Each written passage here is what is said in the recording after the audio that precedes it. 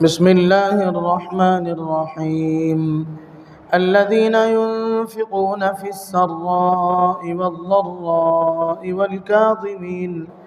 والكاظمين الغيظ والعافين عن الناس والله يحب المحسنين والذين إذا فعلوا فاحشة أو ظلموا أنفسهم ذكروا الله فاستغفروا لذنوبهم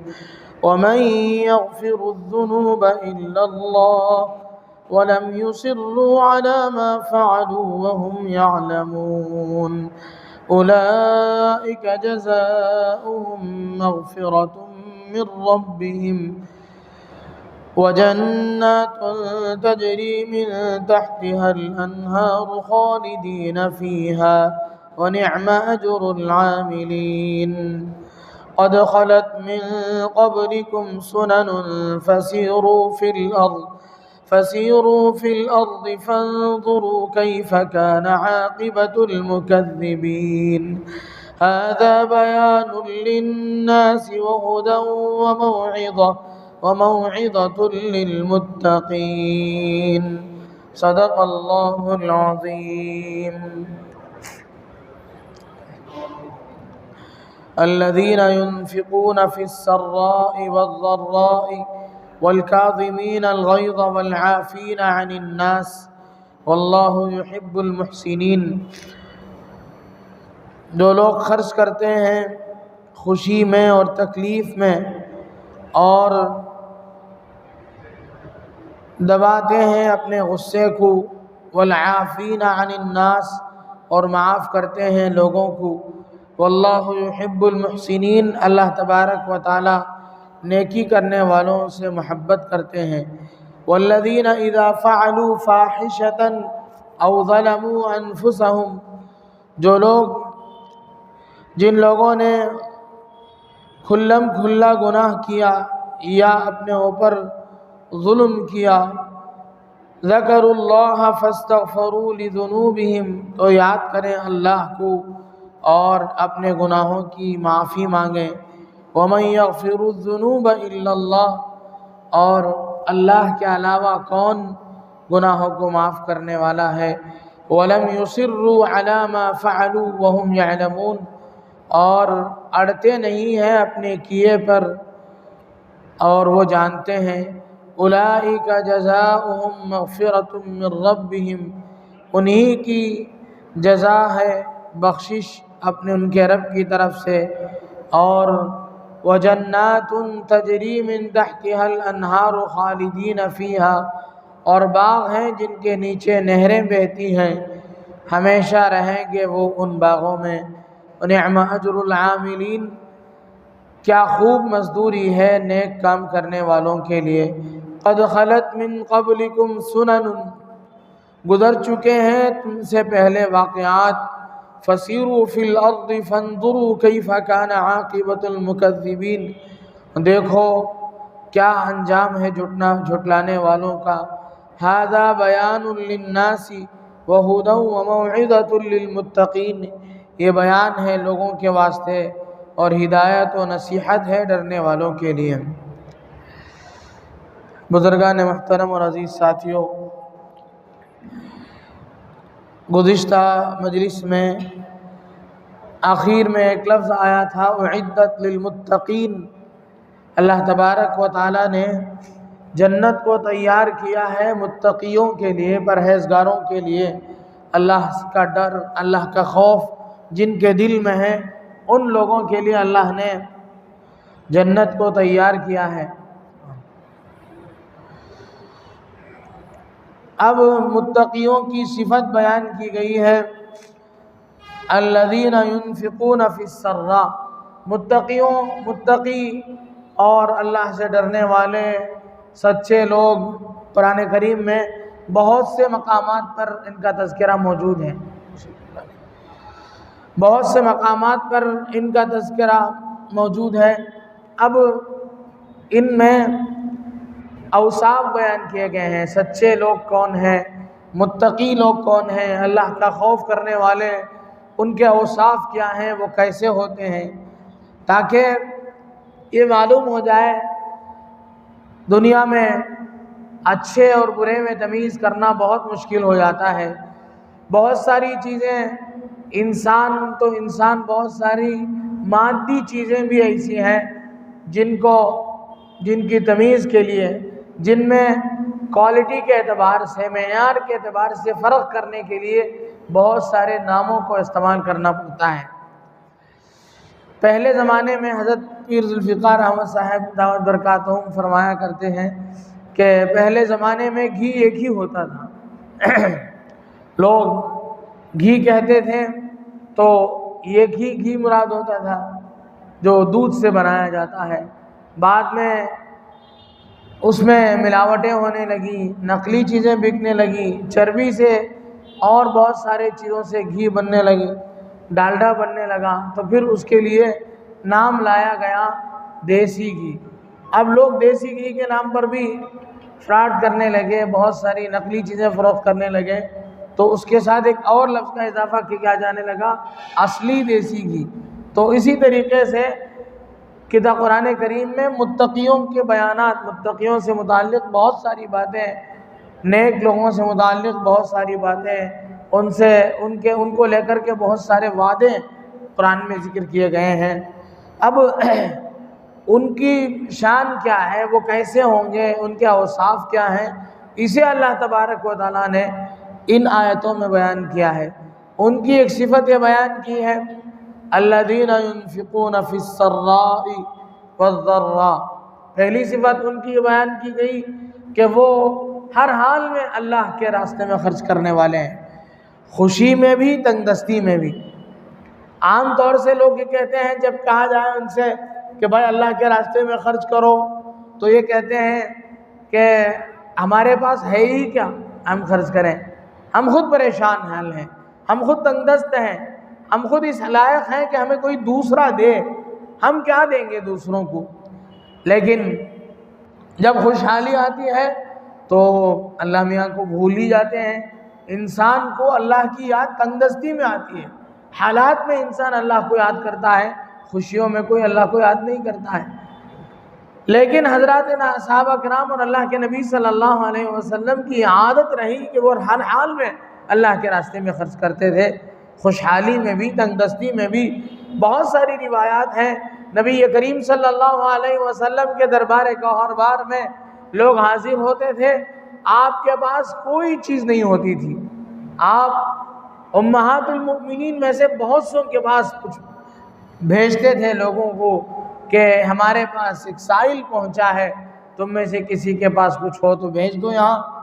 ہر قاصد جاتا تھا اور امہات المؤمنین میں سے ہر ایک کے گھر سے خالی ہاتھ واپس لوٹتا تھا، لیکن خرچ کرنے کا جذبہ، خرچ کرنے کا ارادہ آپ کے اندر سے ختم نہیں ہوا۔ یہ نہیں آپ نے فرمایا کہ جب خوشحالی آئے گی تب خرچ کریں گے۔ حضرات صحابہ کرام نے بھی اسی کو اپنایا۔ ام المؤمنین حضرت عائشہ صدیقہ رضی اللہ عنہا نے ایک مرتبہ وہ اپنا قصہ بیان کرتی ہیں کہ ایک عورت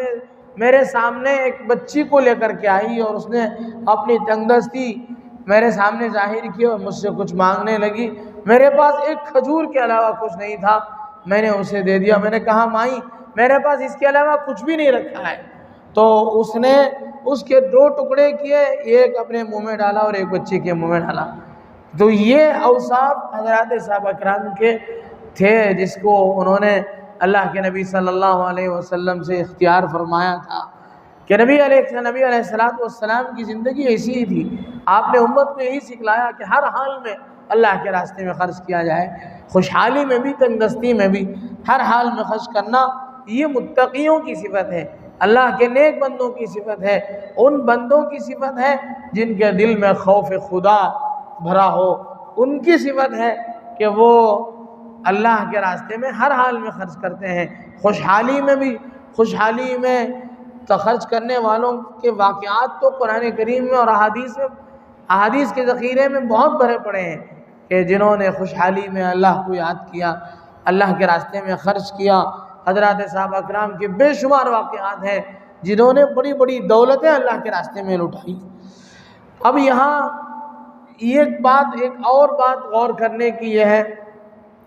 کہ اللہ تبارک و تعالیٰ نے ان آیات میں جو اوصاف بیان کیے ہیں متقیوں کے، ان میں سب سے پہلے وہ اوصاف بیان کیے جن کا تعلق حقوق العباد سے ہے، اور بعد میں وہ اوصاف بیان کیے جن کا تعلق حقوق اللہ سے ہے۔ اللہ کے حقوق جو ہے ان سے متعلق باتیں بعد میں، حالانکہ اللہ کی ذات پہلے ہے، بندے کے حقوق بعد میں ہونے چاہیے، اس لیے کہ اللہ تبارک و تعالیٰ ارحم الراحمین ہے۔ اللہ تبارک و تعالیٰ معاف کرنے والے ہیں، بخشنے والے ہیں، مہربان ہیں اپنے بندوں پر۔ اللہ تعالیٰ اپنے طور سے جسے چاہے جب چاہے معاف کر سکتے ہیں۔ بندے کے حقوق وہ بہت اہم ہیں شریعت کی نظر میں، اسے بتانے کے لیے بھی، بندوں کے حقوق کی اہمیت کو بتانے کے لیے، اور اس کی کوئی بندے کے حقوق ایسے ہیں کہ جب تک کوئی بندہ معاف نہیں کرتا اپنے حق کو، تب تک اللہ تبارک و تعالیٰ بھی اسے معاف نہیں فرمائیں گے۔ اس لیے اللہ تبارک و تعالیٰ نے ان آیات میں بندوں کے حقوق کو پہلے بیان فرمایا۔ دوسری بات دیکھنے کی اس میں یہ ہے، اس میں اللہ تبارک و تعالیٰ نے فرمایا جو بندے خرچ کرتے ہیں خوشحالی میں بھی، تنگی میں بھی، تنگ دستی میں بھی، فی السراء والضراء، اس میں یہ نہیں بتلایا کہ مال خرچ کرتے ہیں، الذین ينفقون المال فی السراء والضراء، مال خرچ کرنے کی بات نہیں فرمائی، اللہ کے راستے میں خرچ کرنا بتلایا۔ اب مال کے علاوہ بھی بہت ساری ایسی چیزیں ہیں جسے خرچ کیا جا سکتا ہے، جیسے آدمی کے اندر صلاحیت موجود ہے، ٹیلنٹ موجود ہے، آپ اپنی صلاحیت کا استعمال کر رہے ہیں۔ بہت سے لوگ ایسے ہوتے ہیں جن کو آپ کی صلاحیت کی ضرورت پڑتی ہے، بہت سے لوگ ایسے ہوتے ہیں آپ میں اللہ نے صلاحیت رکھی ہے۔ مثال کے طور پر آپ سمجھ لیجئے، بہت سے ایسے بچے ہیں جو اسکول کی تعلیم حاصل کرتے ہیں، آپ میں اللہ نے بہت اچھی صلاحیت رکھی ہے، آپ کو عصری تعلیم پر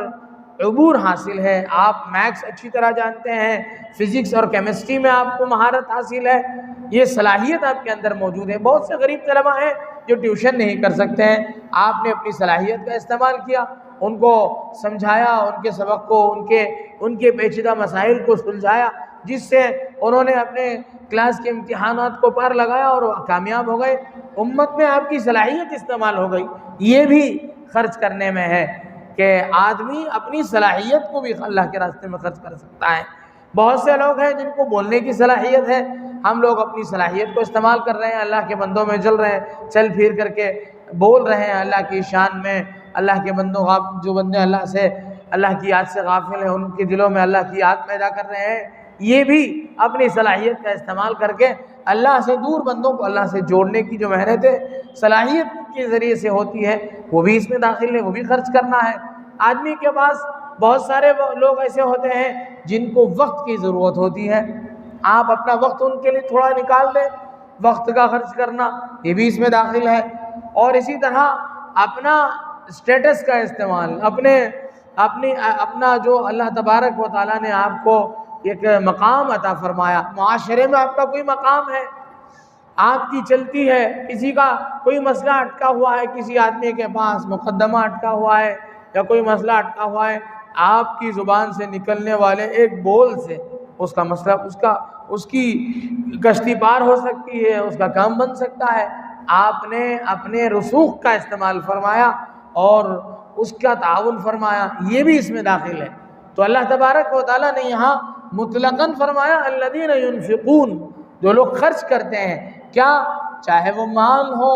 یا اپنا وقت ہو یا اپنی صلاحیت کا استعمال کرتے ہوں، اپنی صلاحیت لگاتے ہوں، یا پھر یہ ہے کہ اپنا جو مقام ہے، اپنا جو رسوخ ہے اس کا استعمال کر کے معاشرے کا تعاون کرتے ہوں، تو یہ سب چیزیں اس میں داخل ہیں۔ جو لوگ یہ سب کام کرتے ہیں یہ گویا کہ یہ متقیوں میں ان کا شمار ہے، یہ لوگ اللہ کا خوف گویا کہ ان کے دل میں ہے، جس کی بدولت اللہ تبارک و تعالی جو چیزیں متقیوں کو عطا فرمائیں گے تمہیں بھی عطا فرمائیں گے۔ آگے متقیوں کی ایک صفت یہ بیان فرمائی والکاظمین الغیظ والعافین عن الناس۔ کاظمین الغیظ، غصے کو پینا، غصے کو برداشت کرنا۔ اللہ کے نبی صلی اللہ علیہ وسلم نے حدیث پاک میں ارشاد فرمایا کہ کیا تم جانتے ہو کہ بہادر کون ہے؟ لوگوں نے کہا کہ یا رسول اللہ بہادر تو ہم اسے سمجھتے ہیں جو کشتی میں دوسرے کو پچھاڑ دے۔ آپ نے فرمایا کہ نہیں، شریعت کے نظر میں بہادر وہ آدمی ہے کہ جب اسے غصہ آئے تو وہ اپنے آپ کو قابو میں کر لے، دوسرے پر اپنا غصہ نہ نکالے، دوسرے کو ذلیل اس کی تحقیر نہ کرے، دوسرے کی تحقیر نہ کرے، کوئی چھوٹا ہے اس پر زبردستی کر کے اسے مار پیٹ اسے نہ کرے، اپنے آپ کو، اپنے اندر قوت برداشت کا استعمال کرتے ہوئے اپنے غصے کو قابو میں کرے۔ وَالْكَاظِمِينَ الْغَيْظَ الْعَافِينَ عَنِ النَّاسِ، اور ایک صفت یہ ہے کہ وہ لوگوں کو معاف کرنے والے ہیں۔ بہت سارے کبھی ایسے مسائل ہو جاتے ہیں لوگوں کے ہمارے سے متعلق، لوگ پریشان ہو جاتے ہیں، ہم سے معافی مانگنے لگتے ہیں، بہت سارے مسائل ہو جاتے ہیں، خاندانوں میں مسائل ہو جاتے ہیں، گھروں میں رشتہ داروں میں مسائل ہو جاتے ہیں، بہت سارے مسائل ہو جاتے ہیں۔ تو اس میں آپ کو یہ کرنا ہے کہ لوگوں کو معاف کرنا ہے، لوگوں سے جو بندہ درگزر کرتا ہے اللہ تبارک و تعالیٰ اس سے درگزر کرتے ہیں۔ ہم لوگ یہ چاہتے ہیں کہ اللہ ہمیں معاف کر دے، اللہ ہمارے گناہوں کو معاف کر دے، لیکن ہم ہوتے ہیں کہ ہم اپنے ذمے جن کے حقوق ہوتے ہیں ان کو معاف کرنے کے لیے ہم تیار نہیں ہوتے۔ ایسا نہیں ہونا چاہیے۔ جو بندہ اپنے حقوق کو معاف کرے گا، درگزر کرے گا، اللہ تبارک و تعالیٰ اس کے ساتھ درگزر کا معاملہ کریں گے۔ تو اسی طرح احسان کرنا، لوگوں پر احسان کرنا، یہ بھی ایک صفت ہے، یہ بھی متقیوں کی ایک صفت ہے کہ آدمی لوگوں کو معاف کرے اور ان پر احسان کرے۔ اسی لیے اللہ کے نبی صلی اللہ علیہ وسلم نے ایک حدیث میں ارشاد فرمایا، حدیث پاک میں ہے، صل من قطع،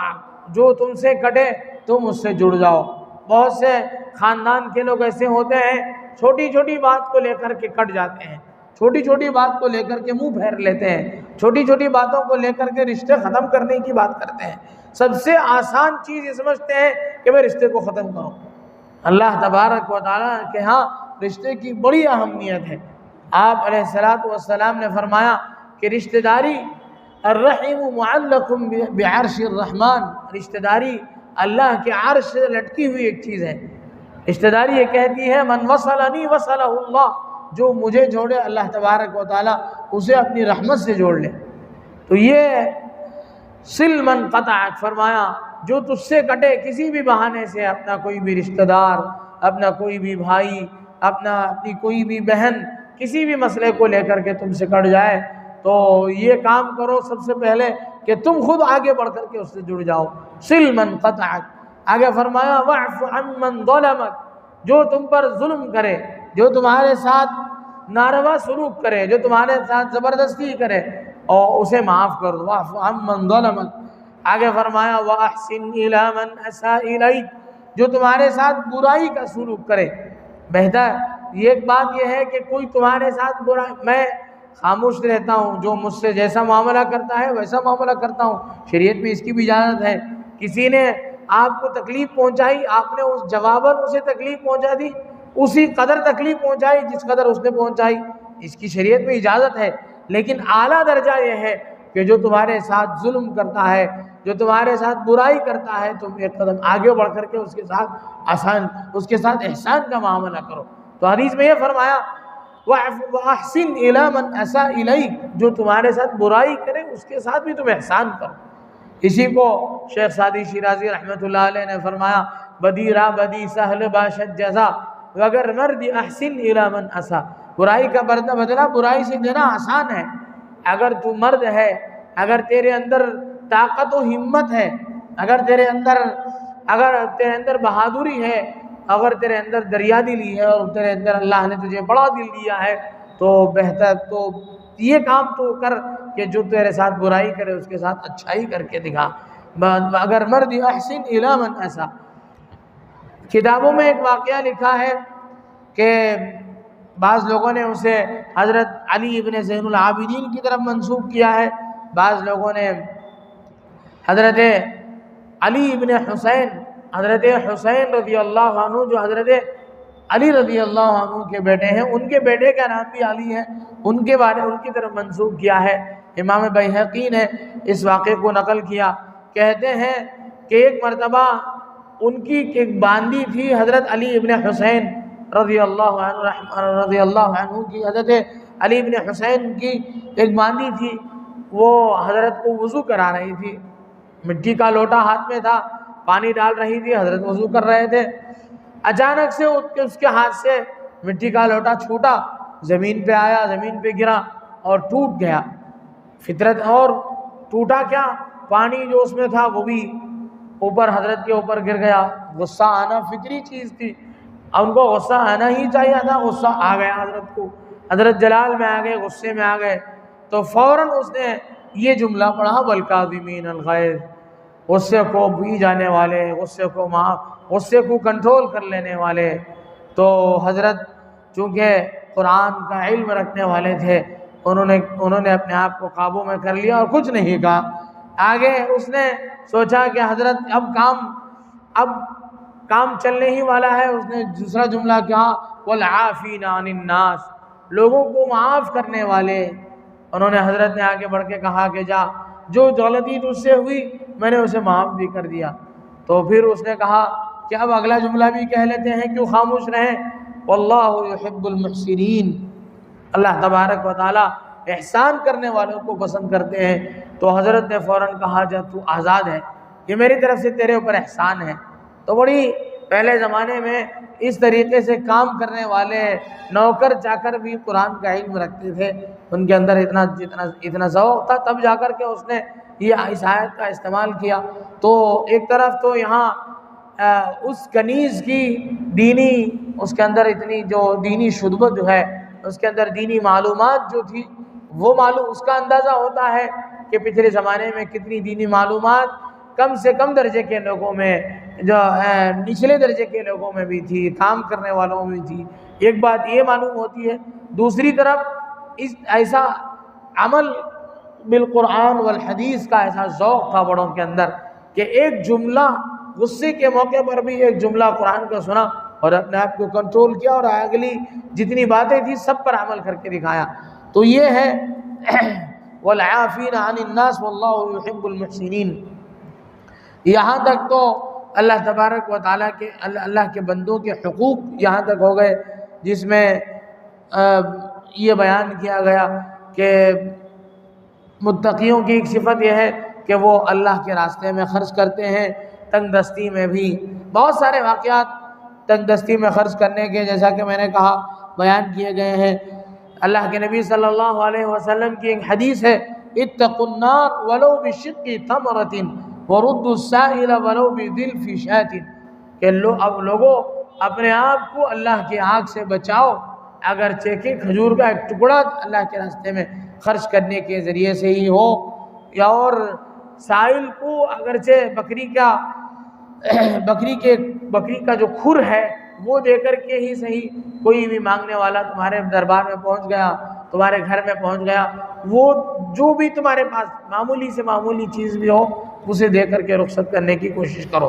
تو یہ تنگی میں اور فراخی میں ہر حال میں خرچ کرنا، غصے کو پینا اور لوگوں کو معاف کرنا اور لوگوں کے ساتھ احسان کا معاملہ کرنا، یہ سب چیزیں متقیوں کے اوصاف میں سے ہیں۔ متقیوں کی اوصاف میں آگے فرمایا، والذین اذا فعلوا فاحشۃ او ظلموا انفسهم ذکروا اللہ فاستغفروا لذنوبہم۔ متقیوں کی ایک صفت یہ ہے کہ کبھی ان سے گناہ ہو جاتا ہے، کھلا گناہ ہو یا پوشیدہ گناہ ہو، کوئی بھی گناہ ان سے ہو گیا تو ان کی شان یہ ہوتی ہے کہ وہ فوراً اللہ کو یاد کرتے ہیں، یا یہ ہے کہ اللہ کو یاد کر لینا چاہیے، فاستغفروا لذنوبہم، اور اللہ سے اپنے گناہوں کی معافی مانگ لیتے ہیں۔ اور آگے فرمایا، ومن یغفر الذنوب الا اللہ، اللہ کے علاوہ کون ہے گناہ کو معاف کرنے والا؟ اللہ کے فوراً معافی مانگتے ہیں، ولم یصروا علی ما فعلوا وهم یعلمون، اور اپنے گناہ پر آتے نہیں۔ گناہ کے سلسلے میں، گناہ کی معافی کا کہ جو اصل طریقہ یہ ہے کہ آدمی گناہ کی معافی اس طریقے سے اللہ سے یہ کرے کہ سب سے پہلا یہ ہے کہ جو غلطی اس سے ہو رہی ہے وہ غلطی چھوڑے. اب دوسرا سب سے پہلے گناہ کو چھوڑنا، دوسرے نمبر پر گزشتہ گناہوں پر ندامت اور آئندہ نہ کرنے کا عزم. یہی چیزیں توبہ اور استغفار کا خلاصہ ہے. تو اب گناہ پر اصرار بھی نہیں ہونا چاہیے. بعض لوگ یہ سمجھتے ہیں کہ یہ چھوٹا گناہ ہے، یہ بڑا گناہ ہے، یہ ہو سکتا ہے، یہ نہیں ہونا چاہیے. یہ غلط ہے. کوئی اصرار کے بعد کوئی صغیرہ نہیں رہتا، اور استغفار کے بعد کوئی کبیرہ نہیں رہتا. صغیرہ گناہ چھوٹا گناہ ہے، اصرار ہو رہا ہے، اس پر مداومت ہو رہا ہے، ہمیشہ ہم اس غلطی کو کر رہے ہیں، تو اللہ کے سامنے گویا کہ ہم نڈر بن رہے ہیں، اللہ کا خوف اپنے دل سے نکال رہے ہیں. تو فرمایا کوئی صغیرہ اصرار کے بعد کوئی صغیرہ نہیں رہتا، اور استغفار کے بعد کوئی کبیرہ نہیں رہتا. آگے فرمایا ان کے لیے کیا ہے؟ اولئک جزاؤہم مغفرۃ من ربہم، ان کو اللہ تبارک و تعالیٰ کی طرف سے ان کے لیے مغفرت کا اعلان ہے، ان کو معاف کر دیا جائے گا، ان کی معافی ہوگی. وجنات، اور انہیں ایسی جنتیں دی جائیں گی، تجری من تحتها الانہار، جن کے نیچے نہریں بہہ رہی ہوں گی، خالدین فیہا، جس میں وہ ہمیشہ رہیں گے. ونعم اجر العاملین، اللہ تبارک و تعالی عمل کرنے والوں کو کتنا ہی بہترین بدلہ عطا فرمانے والے ہیں. آگے فرمایا قد خلت من قبلکم سنن، تم سے پہلے بہت ساری امتیں گزری، بہت سارے واقعات گزرے، تم دیکھو زمین میں چل پھر کر، سیروا فی الارض فانظروا کیف کان عاقبۃ المکذبین، اللہ کو اس کے رسول کو جھٹلانے والوں کا دنیا میں کیا انجام ہوا. دیکھو قوم عاد کو دیکھو، قوم ثمود کو دیکھو، قوم صالح کو دیکھو، قوم نوح کو دیکھو، ان سب اقوام و ملل کو دیکھو. یہ ملتیں اور یہ اقوام کیسے تھے، ایک زمانے میں ان کی کیا حیثیت تھی. قوم عاد کے بارے میں گزشتہ جمعے میں بھی میں نے عرض کیا تھا کہ قوم عاد کیسی بڑی قوم تھی،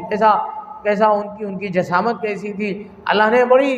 بڑی صلاحیتوں سے ان کو نوازا تھا، بہت ہی بڑے ڈیل ڈول کے آدمی تھے، بڑی جسامت تھی. لیکن اللہ کا عذاب، اللہ کی نافرمانیاں ہوئیں، رسولوں کو اور اللہ کو جھٹلایا، تو اللہ نے ان کو ایسا نیست و نابود کیا، ایسا ان کو اٹھا کر کے پڑھا کہ وہ کأنہم اعجاز نخل خاویہ، ایسے گرے پڑے رہے زمین میں جیسے کھجور کے درخت جن کے سر ختم کر دیے گئے ہوں، قلم کر دیے گئے ہوں، جس طریقے سے کھجور کے تنے گرے پڑے ہوتے ہیں اس طریقے سے وہ لوگ گرے پڑے رہ گئے. تو قرآن کہتا ہے فسیروا فی الارض فانظروا کیف کان عاقبۃ المکذبین، اللہ کو جھٹلانے والوں کا کیا انجام ہوا، اسے گھوم پھر کر کے دیکھو. آگے فرمایا ھذا بیان للناس، یہ لوگوں کے لیے بیان ہے، وہدی، اور ہدایت ہے، وموعظۃ للمتقین، اور اللہ سے ڈرنے والوں کے لیے، متقیوں کے لیے اس میں نصیحت ہے.